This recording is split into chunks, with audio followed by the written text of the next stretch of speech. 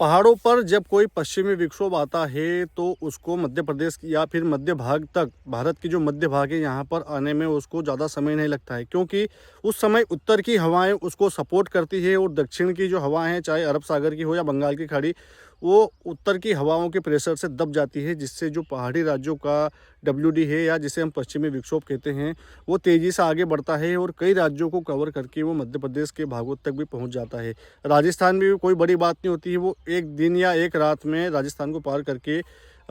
जल्दी पहुंच जाता है। अब यदि पहाड़ी राज्यों के साथ में हम बात करें कि जो बंगाल की खाड़ी या अरब सागर के सिस्टम हैं, इनको मध्य भाग तक आने में समय लग जाता है, क्योंकि इनको कई राज्यों को पार करना होता है और जो दक्षिणी जो ज़िले हैं या दक्षिणी राज्य हैं, अपने भारत के जो दक्षिणी राज्य हैं, इनमें से अधिकांश भागों को पार करने में उनको बड़ी मुश्किल का सामना करना पड़ता है, क्योंकि उस समय दो विपरीत दिशा की हवाएं आपस में उन बादलों से घिर जाती है या कनेक्ट हो जाती है, तो वो उनको थोड़ा सा गति में अवरोधक पैदा होता है। जो बादल एक दिन या 2 दिन का समय लेते हैं एक राज्य को पार करने में, उनको कम से कम 3 या 4 दिन का समय लग जाता है। किसान भाइयों नमस्कार, मैं सुमेर सिंह सिसोदिया, डिजिटल दरबार।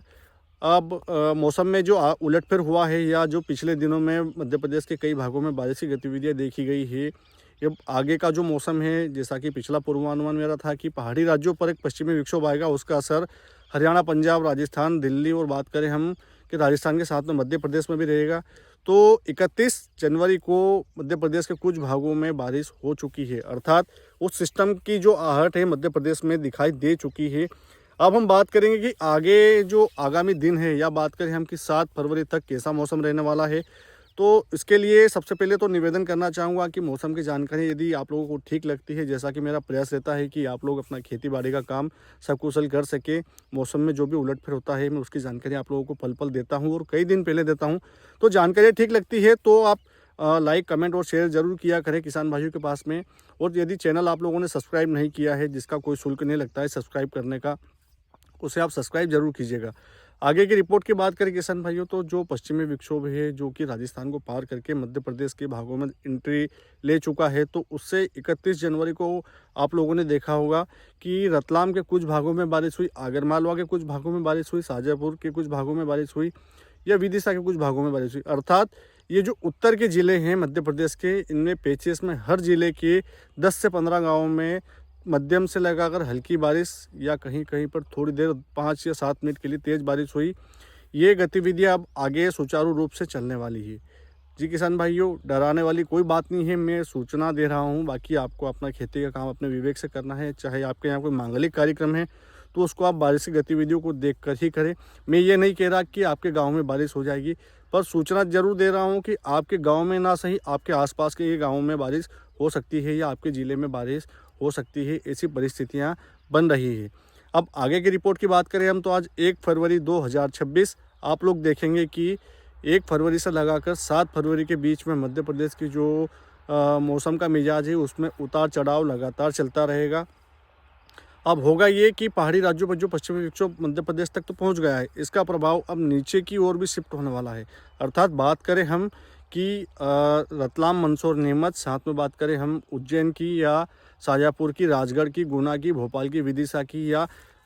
भिंड, मुरैना, सीधी, शिवपुरी, गुना, ये जो ज़िले हैं इनमें 1, 2, 3 फरवरी को बारिश की गतिविधियां मध्यम से तेज़ भी हो सकती है, इससे इनकार नहीं किया जा सकता। यदि नमी का फ्लो, हालांकि जैसा कि आप लोगों ने देखा होगा कि 31 जनवरी को अधिकांश जो ज़िले हैं मध्य प्रदेश के, इनमें सुबह से लगाकर दोपहर तक जहाँ पर बारिश हुई वहाँ तो मौसम ठंडा हो गया था, पर जहाँ पर बारिश नहीं हुई थी वहाँ पर उमस और गर्मी का थोड़ा फ्लो बढ़ा था। उमस का फ्लो यदि बढ़ता है और बादलों को मॉइस्चर मिलता है, नमीदार हवाओं का, बंगाल की खाड़ी हो चाहे अरब सागर हो, यदि उसका फ्लो बादलों को मिलता है तो बादल चार्ज होते हैं और करंट पैदा करते हैं, जिससे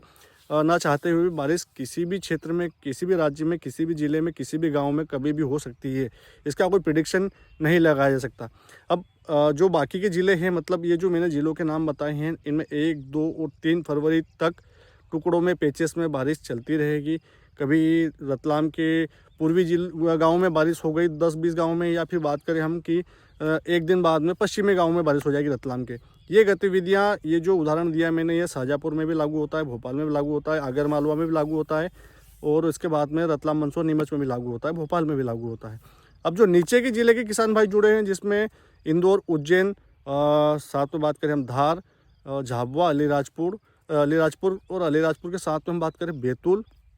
और देवास, सीहोर, ये जो ज़िले के किसान भाई जुड़े हुए हैं, इनके मन में भी प्रश्न आ रहा होगा कि क्या यहाँ तक तो बारिश आ गई है, तो नीचे के ज़िलों में भी इसका असर रहेगा। देखिए फिर किसान भाइयों मैं बता दूं कि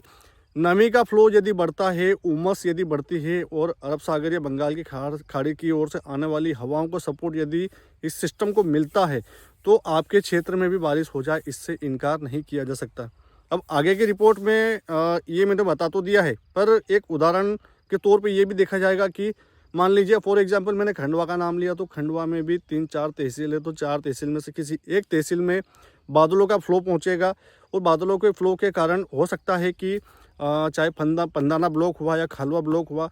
जो कि तहसील है इनकी खंडवा ज़िले की, तो इनमें कहीं पर भी 5 या 7 गाँव में, 10 गाँव में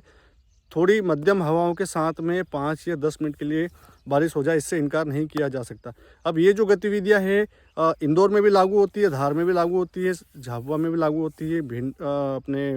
राजगढ़ में भी लागू होती है।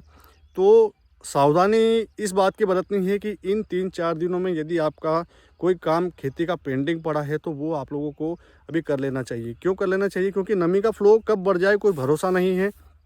अब नमी का फ्लो यदि बढ़ा तो बारिश तेज़ हो जाए, इससे इनकार भी नहीं किया जा सकता। यदि आपके यहाँ पर कोई शादी या फिर कोई वैवाहिक कार्यक्रम है, तो बारिशी गतिविधियों को ध्यान में रखकर आप करिएगा। यदि आप मंडी में फसल बेचने के लिए जा रहे हैं, तो उस हिसाब से तैयारी करके ले जाइएगा, अर्थात अपनी फसल को या अपनी जो ट्रैक्टर ट्राली है उसको अच्छे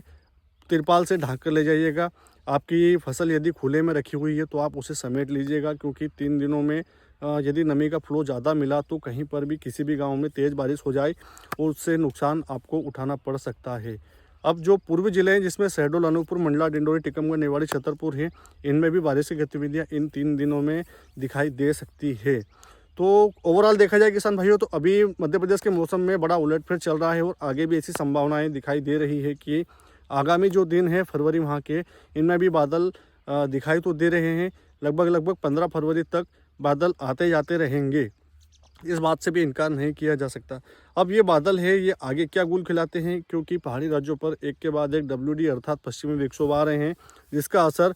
फिर एक बार जो उत्तर के राज्य, जिसमें हरियाणा, पंजाब, राजस्थान और बात करें दिल्ली के साथ में जो जम्मू कश्मीर है, इनमें दिखाई दे रहा है। तो यदि उस समय जो आगे WD आ रहे हैं, इनका असर मध्य भागों तक पहुंचता है नहीं पहुंचता, जो भी गतिविधियां या जो भी जानकारियां मुझे मिलेगी, वो आप लोगों के लिए मैं सटीकता से रिपोर्ट जल्द लेकर आता हूं। बने रहिए मेरे साथ। फिर निवेदन करता हूं कि चैनल को सब्सक्राइब और लाइक कमेंट जरूर करके जाइएगा।